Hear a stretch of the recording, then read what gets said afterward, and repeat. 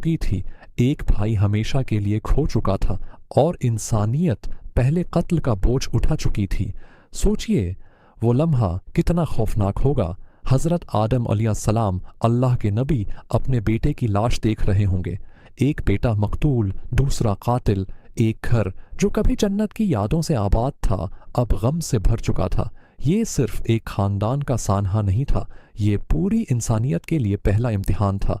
कुरान कहता है, जिसने एक जान को नाहिक कत्ल किया, गविया उसने पूरी इंसानियत को कत्ल किया।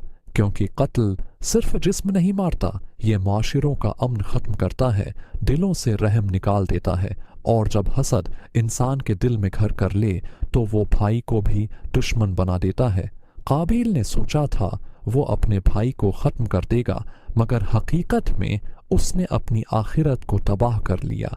और हाबील अगरचा दुनिया से चले गए, मगर अल्लाह के नज़दीक सर